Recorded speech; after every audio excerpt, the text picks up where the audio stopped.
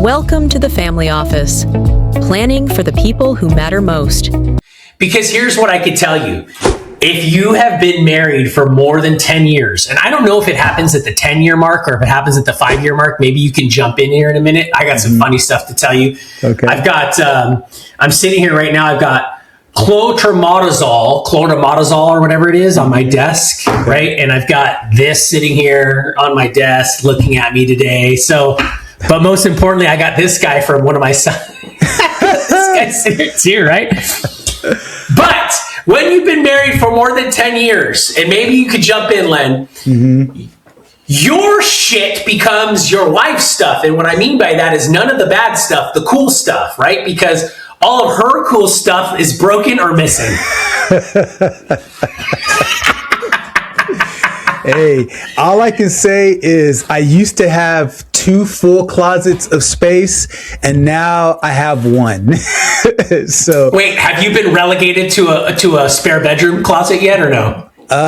I have in our master bedroom, I used to have 2 full, nice size closets.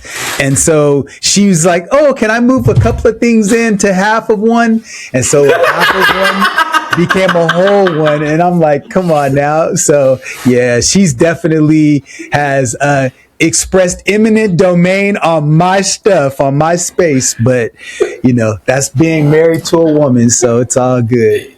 Well, you know all about eminent domain in the state of California, especially forced eminent domain, where you set up fake wildfires to burn down houses and not get permits to build them back. You always find a way, Chris. Always. It does not fail with you, man. So we had a medical emergency in the house this weekend, and so here's what happened. This is why there's clotrimazole. So my third youngest son, or my third oldest son, has like he what is this spot on his hand right here, right? It looks like a burn. It almost looks like if you, I don't want to say it this way, but when you put a cigarette out, so it looks like someone like that, right? It looks like that kind of burn. And so of course I chat GTP'd and cloud and all that stuff, and it came back and it's like, this is like a 70% chance that this is ringworm, right? Oh, He's got ringworm. Okay. So, and he's the boy that will wait 7 days to take a shower. He's 13. So he's that kid, touching the dogs, football, wrestling, and all that stuff. So I'm like, so you're like, it makes sense. He's been around, huh? Right. But of course, you say that word, right? And all the other kids are freaking out. Ew, right. Now he's got cooties and he's contaminated. Yeah. Quarantine him. Yes. And of course, because of the kid it is, it's like, we expect that to happen. Ew. I'm sure he's catching it from the younger and the older ones. Oh, yeah. So I'm like, I'm sure you guys won't be on the PC then, because he's on the computer more than any of you guys. So I'm sure you guys won't be going anywhere near that computer, will you? That's right. They're not sharing his food. Like, hey, give him his food first. It's like last. He's got leprosy. Yeah. He's got leprosy or something, right? But anyways. So tough, man. So that's why that's annoying. They are. But you know what? That's why every kid should have siblings, because when you have siblings, you are inoculated. Yes. You're inoculated from BS and crap at school, because you are. Like, I mean, I had 2 older brothers, and one of my oldest brother would beat the crap out of me all the time. So it was like, and he was a jerk. So it's like, you go to school and you're like, bro, what are you going to say or do to me that I don't get at home, right? With my brothers, and so I think it's essential to anybody out there listening. And you grew up, you were an only child. I'm an only child, man. So as I'm listening to you, no doubt, man, because I think it's essential. Yeah. I had cousins, so that was, but it's not the same. It's definitely not. It's not. But cousins in an African-American family and a Hispanic or Latin family an Italian family is different than a general Caucasian family, in my experience. Okay. Because cousins, at least it is for me, what I have seen, where in my other friends that I have, and obviously growing up, as a half Italian, and then seeing, Hispanic families and Latin families, cousins are pretty much brothers and sisters. No doubt. It's very tight. Oh, yeah. But it's still not the same. I'll give you a quick anecdote just to touch on that point, which is, so every summer, all of the cousins on my dad's side would converge at my grandmother's house in Hanford. And so we stayed there from pretty much the middle part of June to the middle part of August. And so we spent all day, every day around each other. And I can tell you, man, they definitely toughened me up because, I was a little chubby. So my, older cousin would tease me relentlessly. And the thing is, I had this temper. So, I'm calm until I'm not. And so one time I tried to pop off and hit him. I was 9 and he was 13. It was all bad, man. So after that, he would just talk about me and I knew I couldn't do anything about it because he could beat me up. So I had to toughen up, man. And so I would take it out on my other cousins. So it was a fun but interesting experience because, they don't hold back at all. And so I learned how to be tougher. I learned also how to dish it out, and I learned how to fight because of that experience. So I definitely understand about it, especially when you look at just the, boy dynamics versus boy girl dynamics. There's other, nuances there too. So I had a chance to have both of those. So it was good. I'm not taking back for anything. It was painful, but all growth is painful at a certain level. So yeah, no, just in seeing the dynamics that I see now, it's so essential, I believe, for brothers to have brothers and brothers to have sisters and sisters to have brothers, because they all go hand in hand. Mm-hmm. Because regardless of how good, and I know that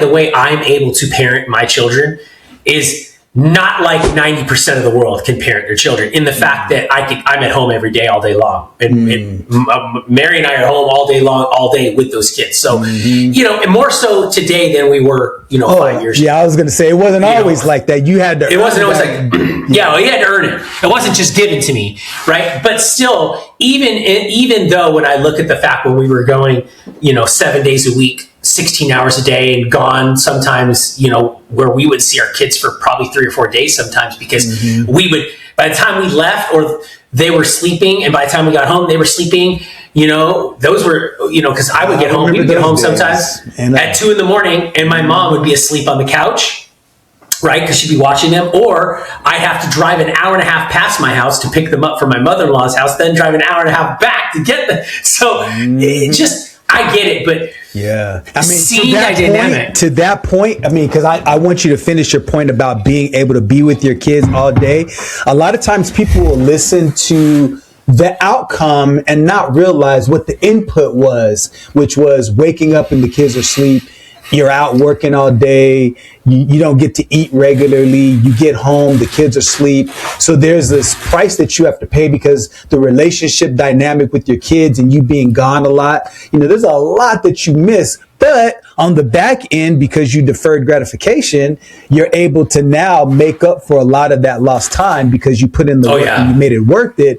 And now you get to, spend time. So, man, finish your story about just being able to be with your kids and what the benefits and all of that stuff was all about. Yeah, you're absolutely right on that. And the thing is seeing that dynamic, and it's a good point that you brought that up anyways, because even though I did have a little bit of agency and I was gone a lot, my older kids, they will talk about it in a jokingly way, where they'll go, oh, well, because I have a 9-year-old and a 6-year-old. So they're like, they get some ire. Completely different. Totally different. Mm-hmm. But they get some ire, though, because the older kids are like, oh, well, we didn't get everything like that. Like, you guys got everything you wanted, right? But it's still, they see that difference in there. But at the same time, get over it. Who is able to, for me, it's priceless. For me, the wealth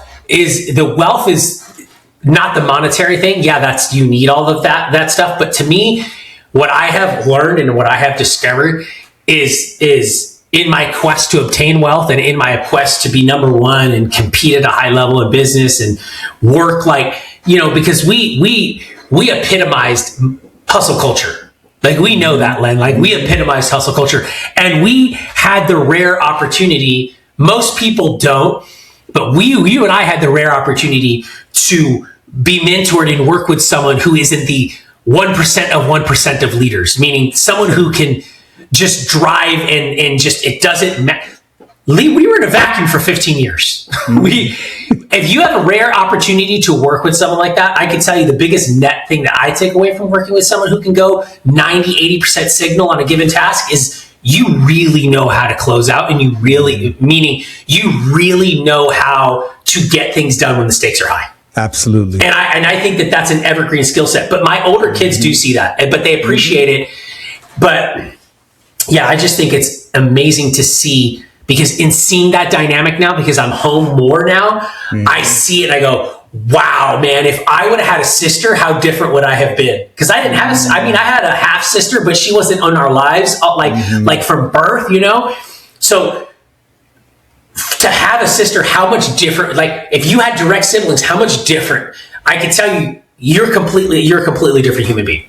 You are. No doubt. So no doubt. I'm very, very grateful for that, because I think brothers need brothers, brothers need sisters, sisters need sisters, and sisters need brothers. You need, when you see, and additionally, they need mom and dad.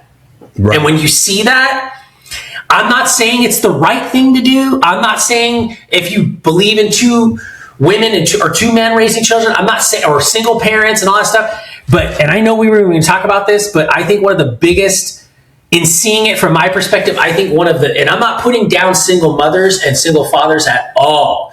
But what I don't like is, I think it's a mistake that we glorify that it too much, because 100%. I think we should glorify husband and wife staying together, because I look at it from a pragmatic standpoint and a nature standpoint. And if you want successful children, you got to use the most proven successful formula, right? And that formula succeeds statistically more than any other formula. No just my observation quickly as we go into this first 13 minutes that we open this, because I thought it was just funny. Everybody thought there was a disease going rampant in my house, and right.